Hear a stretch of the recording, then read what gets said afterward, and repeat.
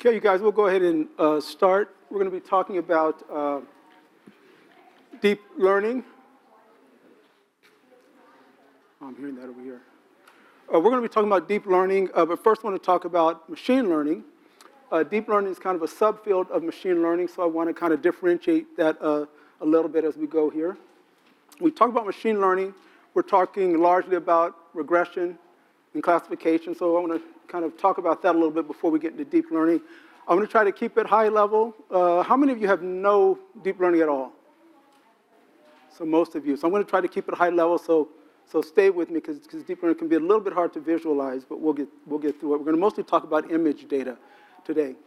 Anyway, when we talk about regression, we're talking about outputting continuous values, like maybe the price of a stock tomorrow, or maybe what the weather will be. When we're talking about classification, we're either talking about probabilities, the probability that something belongs in a class, or we're actually talking about prediction, that it actually belongs in a class or doesn't belong in a class.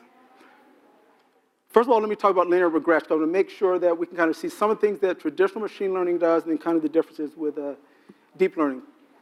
Some of you remember the equation of a line, y equals mx plus b, with m being the slope, b being the intercept. That's a lot like what linear regression is. It has the beta coefficient, which is the intercept, and then the beta 1, which is depending on how many features you have. So what it's trying to do is draw a line to fit to the data. So let's say you have some data points like this. What linear regression tries to do is draw a line that is as close to all of those points as it can be. And its error, what it tries to do is to minimize the error of that, what's called the sum of the squared error or the mean squared error. For example, if you look at this right here, those dark lines are the error, because any prediction that you make for x is going to land on that line. Okay, so you can see almost no points are on that line. And I want to illustrate how regression accomplishes that, because almost any prediction you make is going to be on that line, so you necessarily will have some error. Excuse me? You guys can't hear me that well? I don't know if... I think the mic is for the camera, but let me see. I'll try to speak up. He'll probably come back. Maybe we can turn it up a little bit. Yeah, because it's hard over there. Anyway, I'd like to talk about height, because height is random. Things like hair color, eye color, skin color, those are dominant genes, but our height is a complex random combination of a lot of different things. Otherwise, all of your siblings would be the same height. And so height's a good example. Most kids fall in between their parents' height. Most kids. You'll have some kids who are shorter than both parents, some kids who are taller than both parents, but that doesn't happen that often. Let me give you an example here. When we talk about height, if you have a small child, go to a pediatrician, they'll typically say a child's height at 2 years old, double that, and that's going to be their adult height. About 18 months for a girl, because girls mature a little bit faster than boys. But in general, height is mid-parent height plus 2.5 inches for boys, or mid-parent height minus 2.5 inches for girls. That's how we would predict what someone's height, adult height, would be. Sir Francis Galton did a study. He did a lot of research on heredity and how we pass our genes on and all of that. And what he looked at, the dark line is where what we would predict height to be, what mid-parent height would be. But what he found is when he did a study on 600 children and mid-parent height versus what their adult height was. And he found that the very short have kids taller than we would predict, and the very tall have kids shorter than we would predict. And the way he phrased it is that the children were more mediocre than their parents. What he meant by that is more average. They regress to the mean. He came up with the term regression, not like what we call it today, but regression is falling back to the mean. And I'll give you a good illustration of that. So you can see the dotted line is actually how height is. Shorter people have slightly taller children. Taller people have slightly shorter children. They regress to the mean of the population. Let's give you an example. Let's say we have two parents, okay? The dad is 5'7". The mom is 5'6". So mid-parent height, 5'6.5". That's what we'd predict the children to be. Girls would be 5'4". Remember, we subtract 2.5 inches. Boys would be 5'9". We'd add 2.5 inches. Okay, but that's mid-parent height. To have a girl. Girl's 5 feet tall. Okay, less than what we would predict. To have another child. She's 5'3". Still less than what we would predict. But they have a third child who's 5'10". If you take those three children, 5 feet, 5'3", and 5'10", the average would be 5'4 1/3. So they regress to the mean. No one is 5'4", but they regress to the mean. But they had another child who's a boy. He's 6'1". And if you average those, they average 5', 6.5". You can Google all of their heights. They average 5, so they regress to the mean. No one is on that line. But if you take enough people, enough of your children will be mid-parent height if you have enough children. So that's what this shows here. So if you look right here, the green dot is mid-parent height. And you can see where they fall. In fact, the open pink and the open blue is what we predict for the boys' height. So given that they have 3 girls, the girls regress to what the prediction would be. They regress to 5'4", even though none is 5'4". And I would predict that if they had another boy, he would probably be shorter than 6'1", so that he could regress to that blue dot. So that's how regression works. Almost nothing is on that predictive line, but if you have enough examples, they will regress to that predictive line.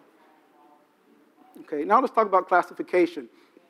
What a classifier tries to do is draw some separator, some decision boundary to say if you're on this side of the line, I'm going to put you in this class.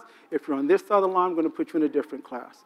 That's what classifiers try to do. If it's, for example, logistic regression, I'm not going to talk about the algorithms, but it's a linear separator, and other ones can be nonlinear. But let's just keep it as a line. So as an example, let's say we have these data points right here, and we want to separate these data points. So our algorithm draws a line and says if you're above the line, you're blue. If you're below the line, you're yellow. It looks at its error and says I have 5 points that are misclassified. That's 25% error. So it goes back, changes those parameters using gradient descent, which I'm not going to talk about, but it learns the best way to change those parameters. And it draws a new line. Again, trying to classify the data.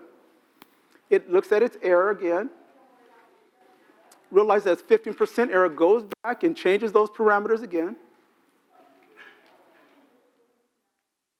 And then separates the line where it has success. The changing of those parameters, the learning of weights and parameters is what we call learning. Okay, and that's what we're going to talk a lot about.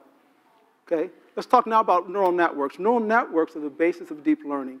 Again, I'm going to try to stay high level, but I want you guys to get this. I want you to get a good intuition of kind of what's going on and why we use deep learning. Start off with the perceptron, which is just one node in a network. Perceptron, I'm going to show you a bias here, but I won't show it after this. I'm not going to talk a lot about a bias. But the bias is kind of like the intercept, as we saw earlier. If the x's are 0, then y would end up being whatever the bias value is, and that's usually set at 1. So feeding into that neural network is a weighted combination of the features.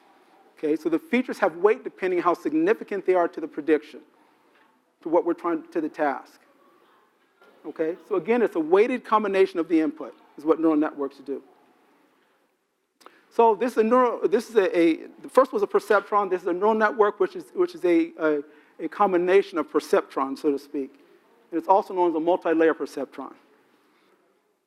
You have the input layer, which is just the input of your raw data. Whatever problem you're trying to solve, you have the input of your raw data. You have a hidden layer, because we don't know what necessarily goes on there. It's not from our input. It learns what it wants to learn. That's what's so great about neural networks. It determines the features that benefit the problem. Okay? And then you have, of course, the output layer, which is going to give you your classification. One thing I want to mention, typically I'm not going to get a lot into it, but also what makes neural networks powerful are activation functions. And activation functions allow you to learn much more expressive features and to draw non-linear boundaries. Here's 3 of the most popular. You have sigmoid, which isn't as popular as much today. It's used in logistic regression. It's also called a logistic function. It squeezes everything down to 0 and 1, so you have probabilities. Okay, you have tan-H, which is a little bit more popular, hyperbolic tangent function, which squeezes everything down to 1 and -1, so the data ends up being zero-centered. Then you have ReLU, which really just takes all the negative values and moves them to 0. Okay, I'm not going to talk much about it, but I do want you to know that there's some nonlinearities that do a lot with neural networks. In fact, well, I'll cover that in just a second. Let's look at some data here, just to give you kind of a toy example. Let's say we have some data, some simple data, and we want to predict whether someone's going to get an on-site interview. They're doing some job interviews, and we have gender, we have years of experience, we have how well their phone screen went. Okay, and we want to make some predictions here. These are the features. This is our X, our input into whatever we're doing, whether it's a neural network or support vector machine or whatever it is. This is our Y, what we're trying to predict. So this is supervised. Supervised means we have the answer. We know what happened. We have some history, okay? We have the answer key. We know what happened with that data, and so the data trains on that and learns so that with unseen data, now it can make some predictions. So let's look at this example here, just to give you some sense of what we mean by the weights. So let's input our input into this neural network. We have gender, experience, and phone interview. Now, we don't know what happens in that hidden layer, but let's just say that it's learning, well, we have our prediction at the end, on-site interview. Let's say it's learning pay. Let's say in psycho, we don't know that, but it determines what's important to what it's trying to predict. So let's say pay is important. That's a feature that node wants to learn. So given that pay maybe doesn't make a difference for gender, gender might have a 0 weight or very close to a very small weight because it's not that significant. If you look at experience probably is significant to pay, so maybe it would have a little bit larger weight. And then the same thing with a phone interview. Maybe if it went well, it might be maybe a moderate size. Okay. Let's say fit, company fit, culture fit, okay? Gender may or may not make a difference. Maybe they haven't had success with men for this particular position, so maybe you would have a slightly negative weight, perhaps. Experience may or may not have, maybe it's closer to 0, but the phone interview, if it went really well, maybe it's a larger weight for fit, if that's what that node is learning. So you're actually defining the hidden layer? No, I'm just giving you an example of what it might be learning. We don't know what it's learning. I'm just giving you an example, it's learning something in there. And the weights are based on what it wants to learn. Okay. So I don't know, we don't even know what it's doing in there. Let's say aptitude, the ability maybe to learn whatever the task is. Maybe gender, again, would be close to 0. Experience maybe would be high for aptitude, and maybe the phone interview would maybe, again, be a moderate number. The point I'm making is the weights dictate what happens with that neural network. And it's a weighted combination. It weighs the most important features, okay? You can add another hidden layer and add a little bit and learn features of features, and then features of features of features. And that's the advantage of neural networks. They can learn very complex functions. Okay. So let's look at this. I don't know if you can see that data very well. It's kind of a U-moon-shaped data. A logistic regression, which is a linear classifier. I can't separate that, but if you look at neural networks, here you have with 1 hidden layer, 2 hidden layers, and much more expressive with 3 hidden layers. Once you get beyond that, it may be diminished returns where it starts to overfit a little bit, where it may not generalize as well, but 3 layers is pretty good. The point I'm making is you have more hidden layers, it's much more expressive. So again, you have a deep neural network, you have 3 hidden layers, and again, it can learn just about any function, but it doesn't scale very well. And that's where deep learning comes in, because these are fully connected. Every neuron is connected to the adjacent neuron.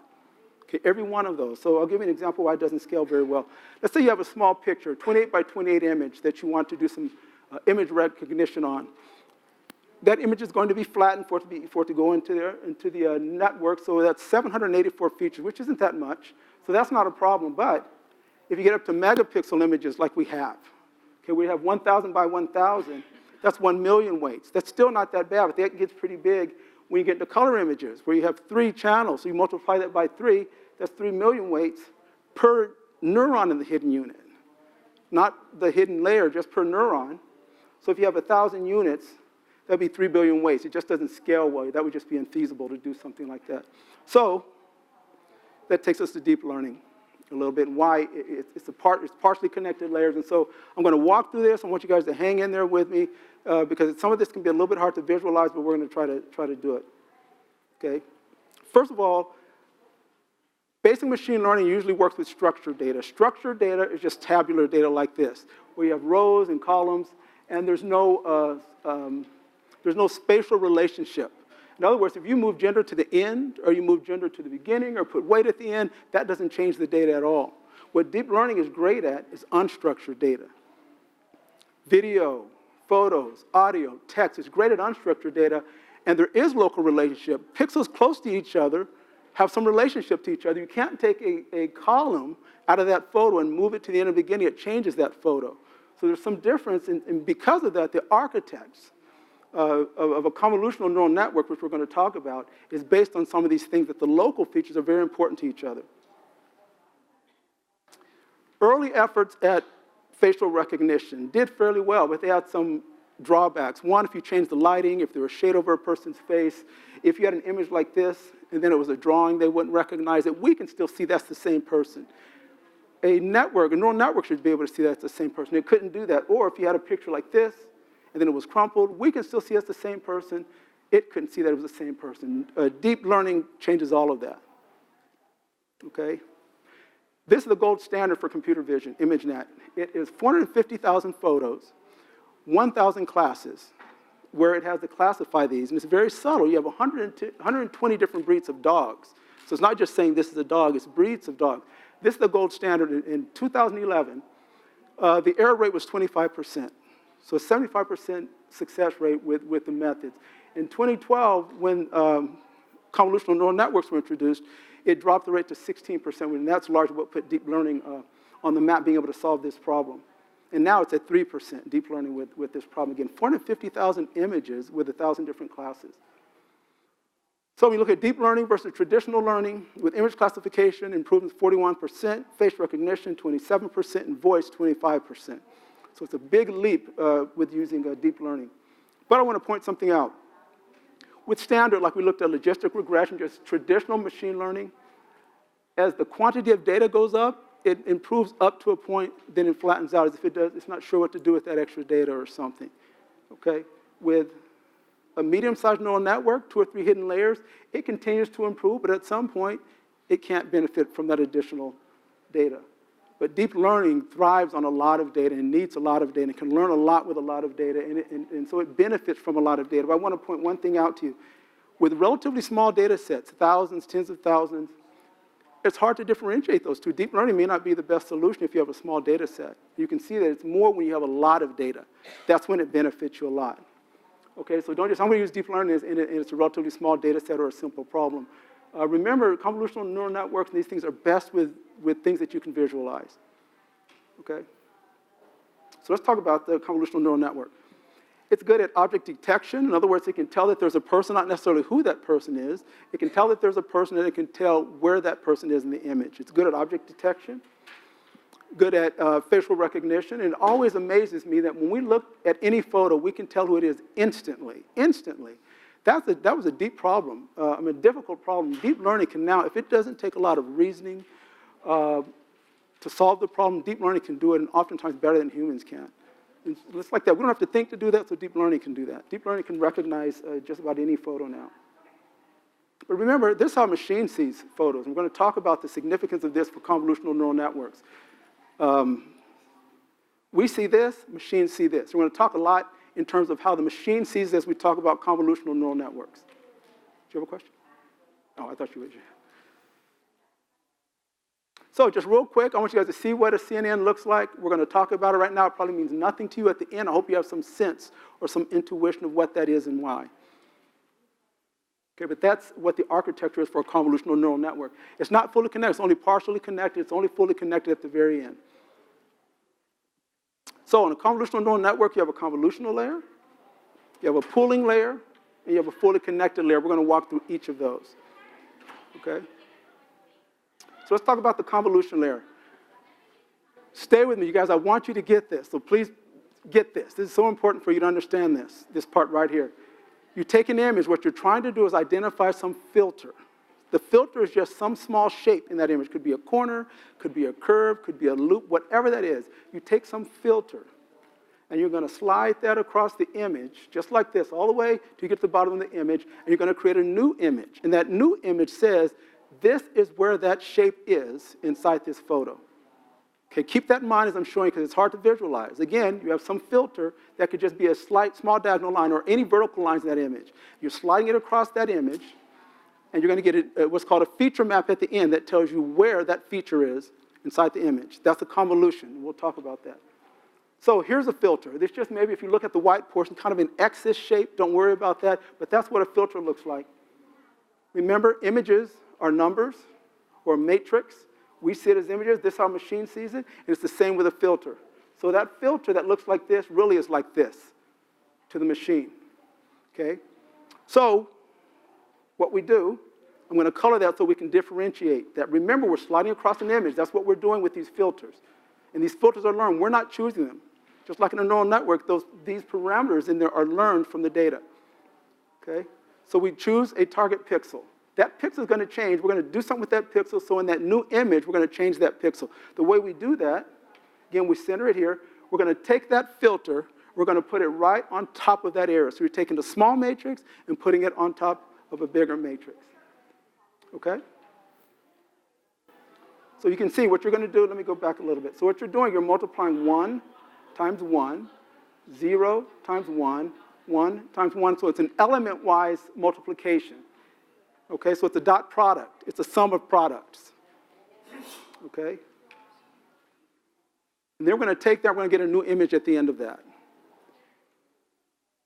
So this gives you another illustration. The image on the left is your photo that you're trying to recognize, perhaps. You have the filter in the middle. You have that target pixel, and what you're doing, you're taking that filter and you're multiplying element-wise, and whatever that sum comes out, you're putting that in the destination pixel in that new image. That's what convolution is. Convolution is just a mathematical operation where you're combining two sets of data as a convolution. And you can see up on the upper right how you're saying if you look 4 times 0, 0 times 0, 0 times 0, all the way down until you get to negative 4 times 2 is the only one, so then the pixel will have a value of negative 8. Okay, so let's see what that looks like here. So this first value, if you look here, you have 1, 1, and 1. Everything else is 0, so that value will be 3. You're going to slide it over 1 pixel. That's called a stride. We're going to talk a little bit more about that. That's called the stride of the filter. So the stride is 1 here. Again, I'm not going to make you do the math. But I want you to notice one thing here. If you look around the diagonal, see how these 1s match the 1s in the filter? So it has a high number. The larger the number and the brighter the pixel, it's recognizing and saying that feature is in this image. And the same thing all the way to the end. Now, there's one thing I want you to notice about this. See how the output image is 3 by 3 and not 5 by 5? Ideally, we'd like for it to be about the same shape. The reason it is smaller is, see how this filter right here can't get down? There's no room for it to get down to these pixels on the edges, so you lose a lot of information along the edges. And the way we solve that is called zero padding. So you hear the term zero padding. All we're doing is putting zeros all around the image so that now that filter can get to those corner pixels, so it can represent the whole image. So now we slide over, and we can get the rest of that feature map. Now they're the same size. So we get the same size output by using zero padding. That's why you would use zero padding. Okay? So again, it's learning filters. So let's say you have a vertical filter that it learned. You also have a horizontal filter that it learned. That would be its feature map. It's only looking at vertical lines, and the horizontal one's only looking at horizontal lines. And for every filter that you have, they get stacked up. So if you have 10 filters, it's going to be a depth in the next layer of 10 different feature maps. Okay, and I'll illustrate that in just a second. And this is what some of the learned filters look like. After you've trained it, you might have a line or a corner or a contour or a blob of color or something like that. So let me just highlight one thing, because I'm staying with just one dimension, but most photos are 3 dimensions. Okay, so it's the same thing with the filter, except the filter is the same dimension as the photo. So with RGB image has the depth of 3, so that filter has a depth of 3. It doesn't change anything. It just means that this 3 by 3 is just pulled out here.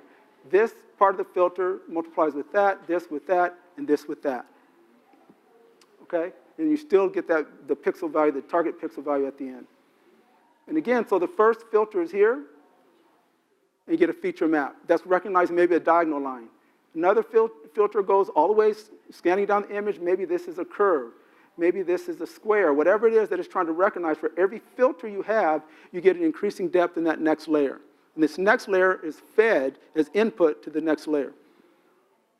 Okay? So again, just quickly, some of the hyperparameters.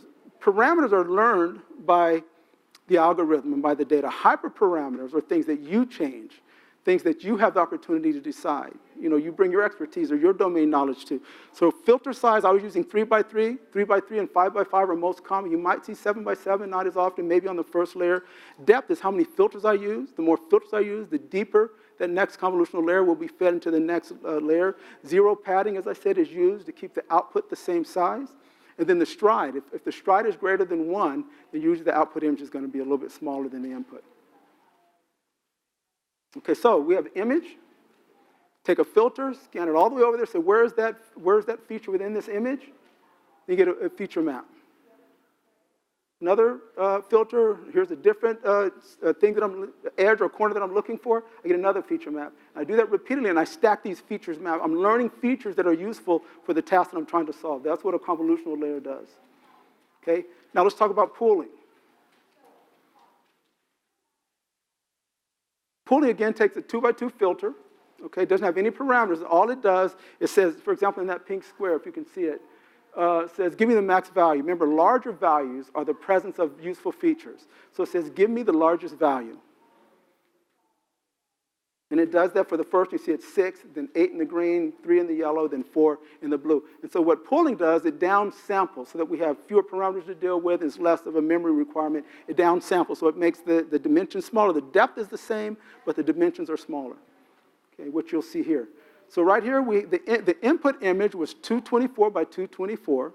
We used 64 filters, so now the depth is 64, and each one of those 64 is a feature map for some feature that we were looking for in the image, okay?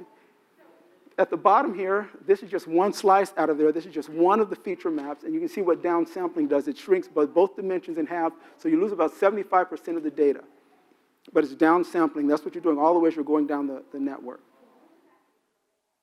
Okay, so again, image, convolution, which gives you depth for feature maps, and then pooling makes it smaller. Okay, let me give you a kind of a basic example. Let's say, just with this small thing here, just kind of an X-ish shape. Let's say we wanted to predict if this was an X. We want to recognize this later on to see if we could predict if this was an X. The way we would do that, you would get some filters. Ideally, it would learn these filters, but I'm just going to give you some filters because I know these shapes are in the image. It would identify some filters that would be useful here. Okay, so let's give you some numbers here. So we have -1 is black and +1 is white. Okay, so this is how it would happen in the real world. Okay, so we have a feature map, so we have some output at the end. So we're taking this image, and at the end we're going to have another image that's a feature map that's representing where the features are in that image. Okay, so let's say we use this filter first.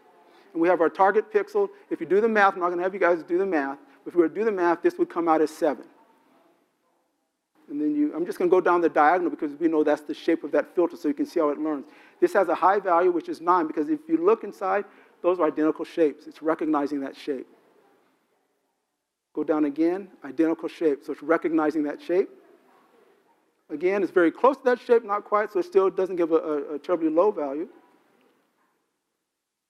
Recognizes the shape and recognizes the shape. So when you do all of that, this is what your feature map would look like just from using that filter on an X. That's what the feature map would look like. You see how it starts to recognize that there's that shape in that image. And it'd be the same thing here. If we were to do it with this image, I'm not going to go through it, but this is what that feature map would look like. Yes?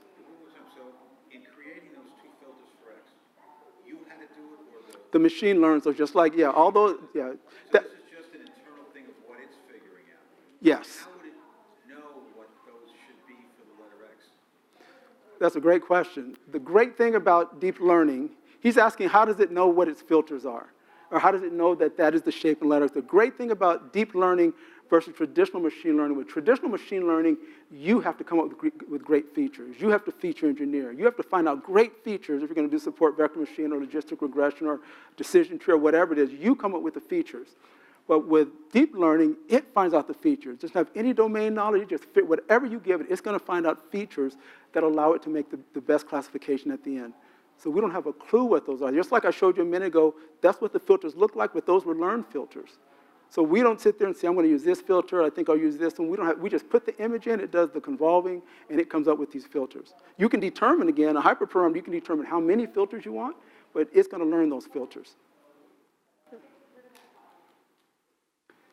Next step, we talked about an activation function. Now we have a feature map, right? We've done our convolutional layer. These would be stacked just as 2. Again, you might have 60 or 500. This is just 2, just to show you, that would be stacked together. The next thing we would do would be some activation function, which most often deep learning is ReLU, okay?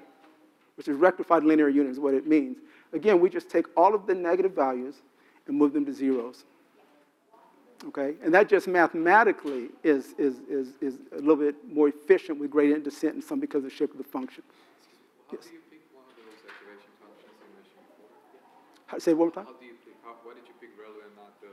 Okay. The question is that why choose ReLU over some of the other ones? Okay, I'm gonna. It's the shape of the function. If you guys know calculus, and when you look, if you guys remember the sigmoid function shape, you know, as it went out, it starts to lose its gradient. So it goes very slow at the very end, if you guys can see the shape. I'm not going to get into that. Point is, ReLU doesn't have that. If you guys remember the shape, you probably don't, but the shape of ReLU is much more efficient in terms of gradient descent, in terms of learning the weights. It's faster. So that's why it has to do with the shape of that function. If you remember the shape, ReLU is 0 until it gets to positive values, then it's identity after that. And the logistic function or sigmoid function between 0 and 1, but it's kind of an S-shaped function. And then the tan H is S-shaped also, but a little bit wider between -1 and 1. And because of that, because it starts to get very slow at the end of that function, where it doesn't do that with ReLU.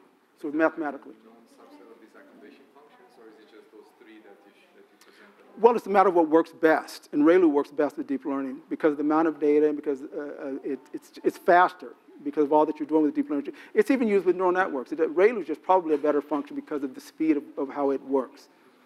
Yeah, it has to do with the shape of the function. That's a linear algebra answer. But. Okay, next, after we do that, now we go to our max pooling. So now we're gonna take our data and try to get it down. We're gonna subsample our data.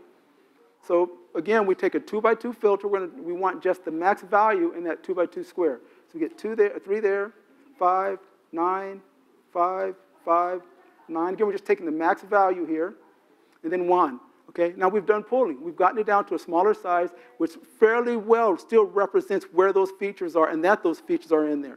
And the thing is about it, it's position invariant. It doesn't care whether the X is over here or up here or slightly turned or whatever. It still recognizes it. That's what's so good about this. It's not going to say that it has to be right at this position or it has to be exactly. Maybe the X is drawn, just like with handwriting, it's drawn a little bit off. It still can recognize that. Okay, and then the same here. This would be the feature. This would be the subsampling for that one. Okay?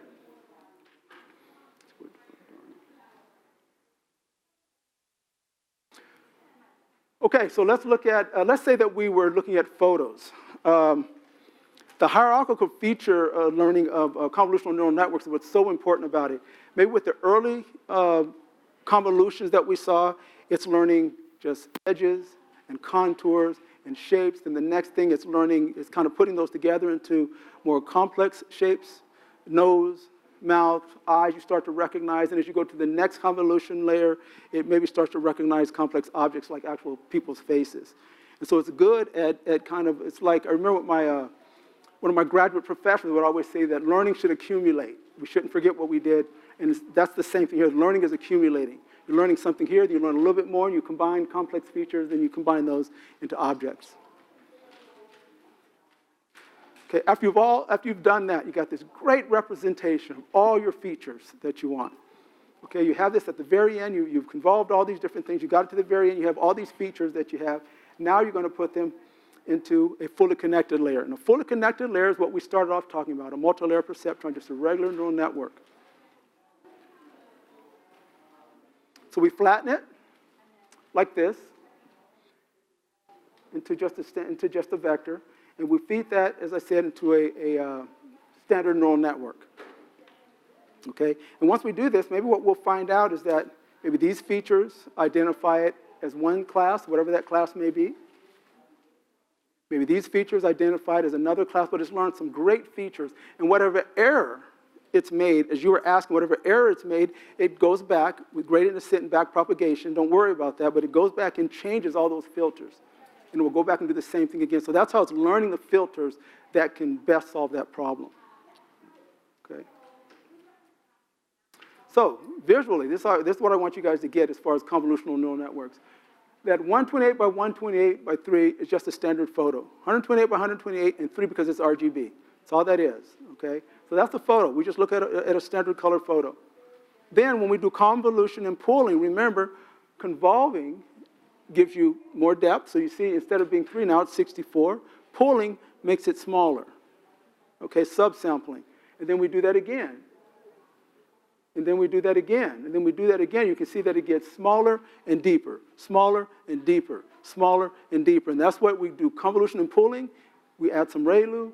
After it's convolution, ReLU, and then pooling, convolution, ReLU, and pooling. A lot of times, what people will do, actually probably more often, is convolution, and then pooling, so that you can learn better features before you do some downsampling. But that's what this is doing, convolution pooling, convolution pooling.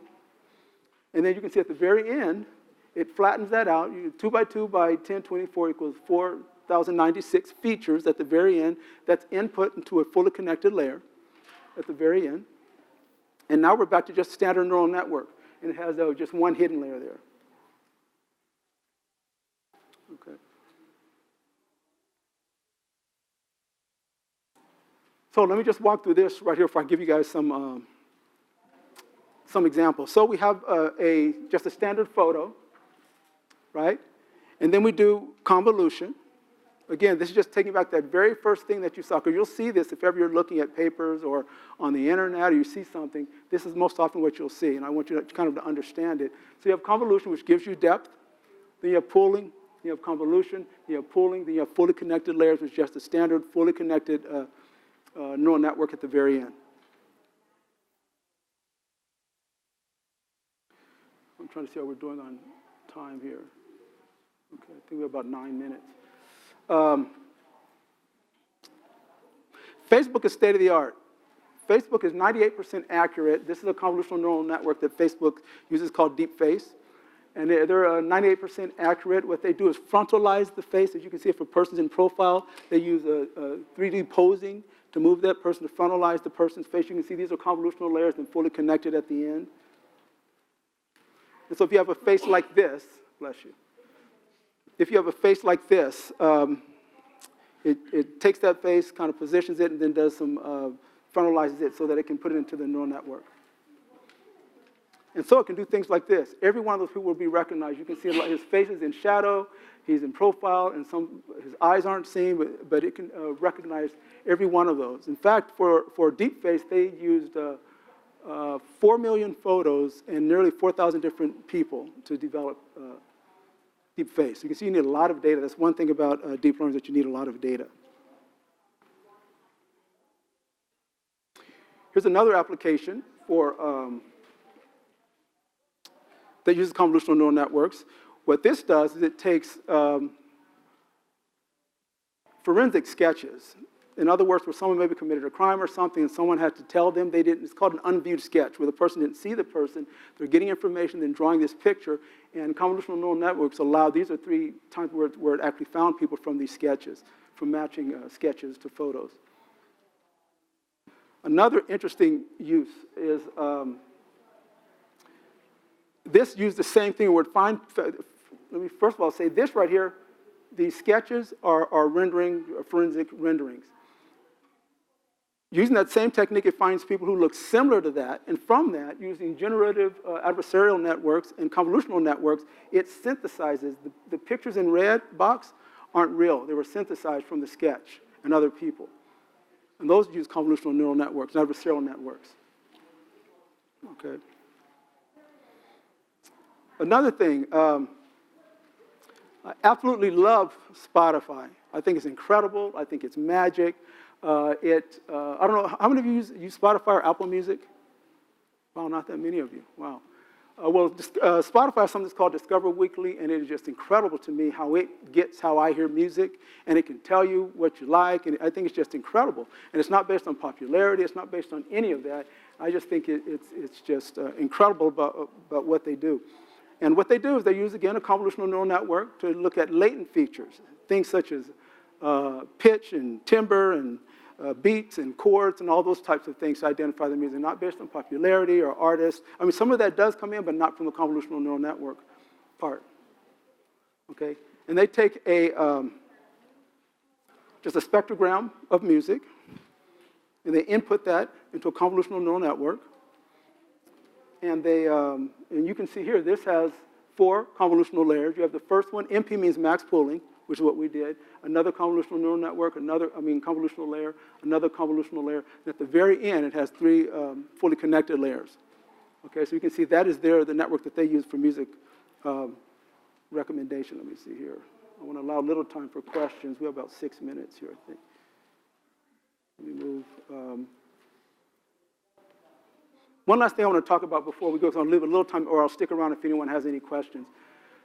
There's something called linguistic profiling, and I'm doing some research on it right now using convolutional neural networks.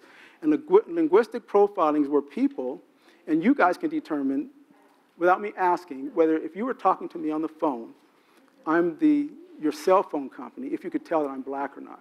That's what linguistic profiling is, where you can talk to someone and get a sense of their social background based on dialect, based on accent, and those types of things.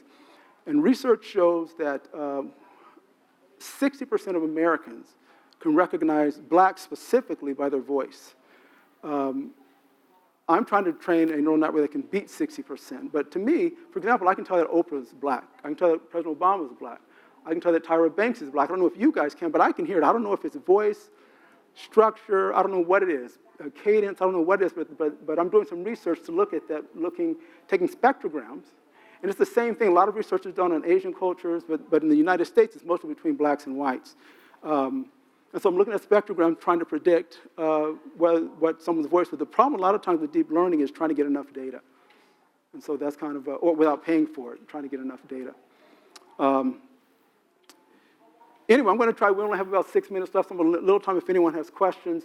The great thing about deep learning, they can learn just about anything at all with enough data, and it ends up looking a lot like magic. So anyway, I'll open up for any questions that people have. Yeah. I have 2 questions. Sure. Louder. I'll repeat it for her. Are there consequences in speeding up learning with ReLU versus another kind of activation function? Consequences in terms, she says there are consequences of using ReLU versus some other activation function. What do you mean? In terms of like accuracy or something? No. They're all nonlinear, so you're going to learn some expressive function, some expressive features. The issue is the amount of how quickly they learn. And again, that has to do with derivatives and all this type of stuff and the shape of the function, and ReLU's shape slightly different than the other two, or actually a lot different. So a lot of it has to do with speed, the speed of learning. And my second question is, in regards to backpropagation, is that only in the fully connected layer part? No, it's in all of it. Because all of those weights have to be changed. She's saying is backpropagation, when the weights are updated, is only in the fully connected layer part, the very last layer. And no, it has to change all of those weights. All of those filters have to be changed. So backpropagation works all the way back through the full network. Anyone else? Questions? Yes. You know what? That's a good. She said, "What's the purpose between recognizing voice?" One is a project that's interesting to me. Whether it has any utility, I don't know. It might for different people of different backgrounds. To me, it's important. I was reading a study.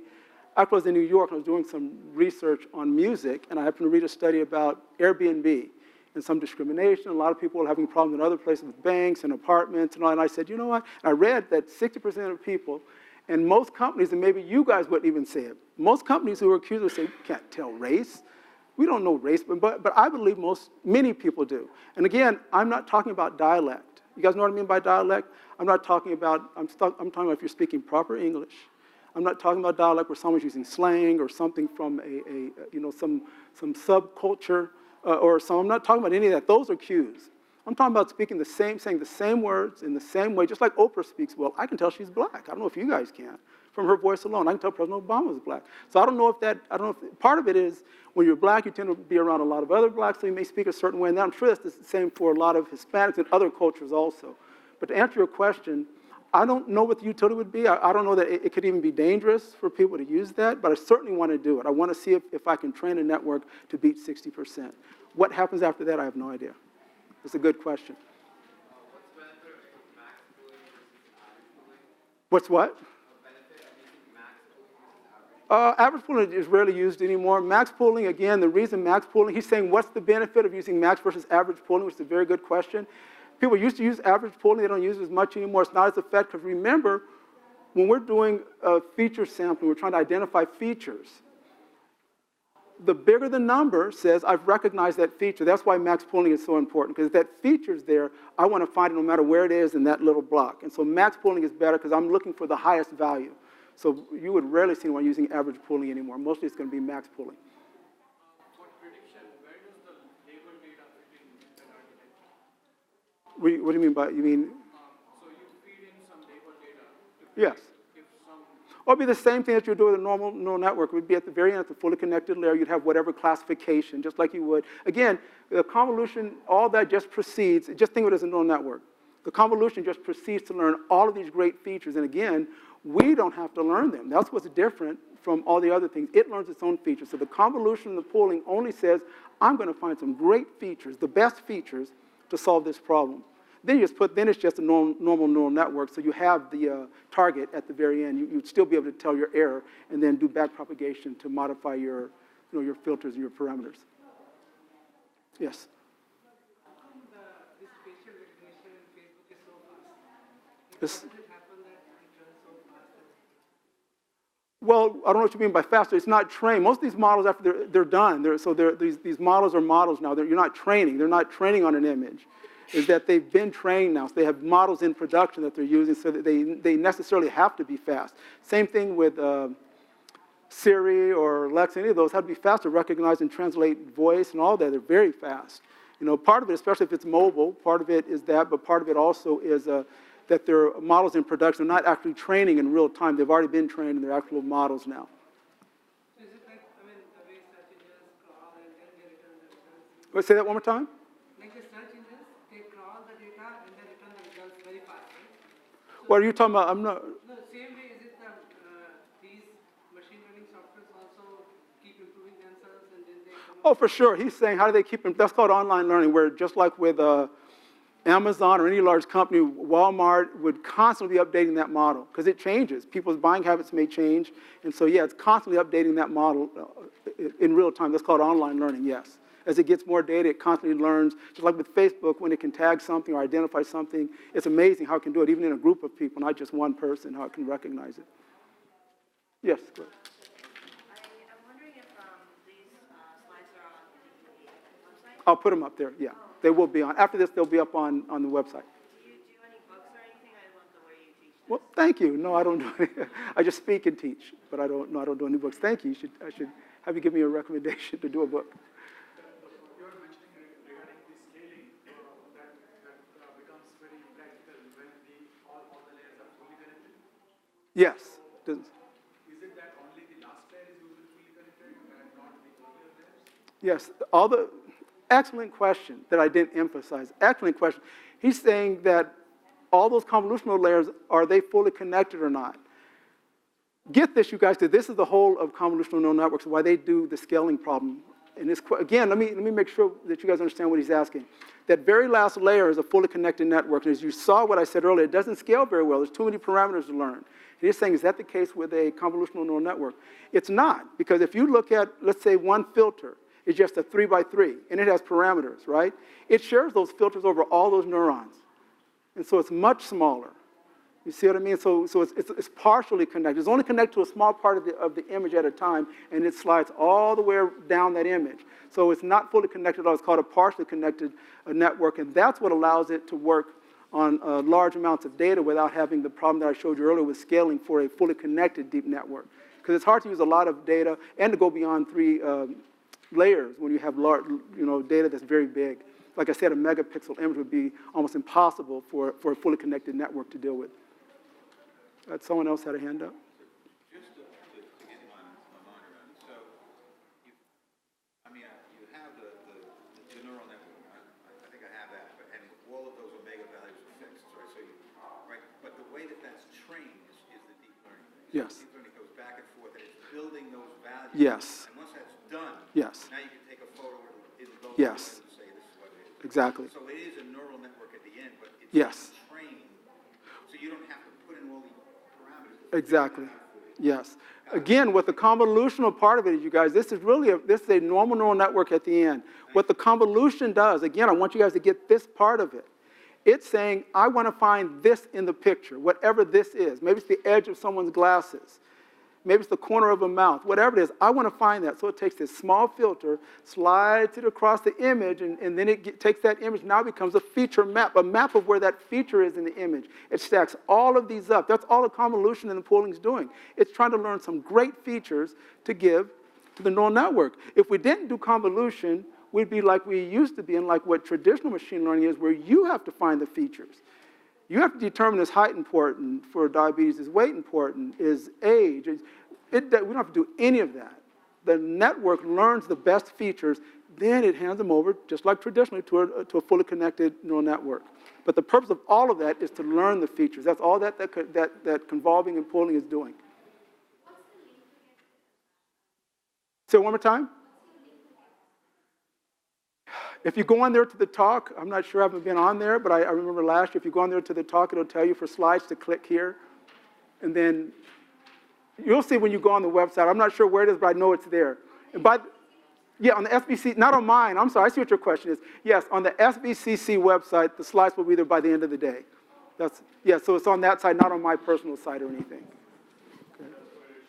Any other questions from someone? Yes. After you finish the training, everything is done. Can you look at the result and figure out the meaning of it or No. get some meaning? That's the difference. Neural network is a black box. You don't have a clue what it's learning. I mean, you can visual, but you don't know what the meaning is and how it comes up with the weights. It does so well, but if you want to know something, a decision tree or something else that you can visually see would be better. Neural networks are great at what they do, but try explaining it, how it can recognize that photo is almost impossible. Yeah.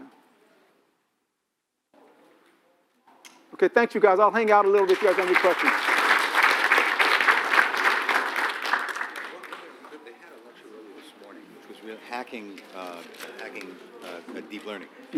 And they had these people, they put in 1 pixel, and it changed from a 95%, it was a gorilla, to 95% it was a mouse. I mean, the point was, there are these techniques for hacking it. Since we don't know how it's doing it, you can throw stuff at it and see what can change. So the idea would be you could throw off images. Yes. I mean, so the thing that got me upset was this airport thing that you showed. So let's say you spot someone and it says this algorithm, this image that they took, that's you to 95%, and you go change one pixel. Like a picture, like. It doesn't matter. It's invariant to that. Because remember how I showed earlier how it can recognize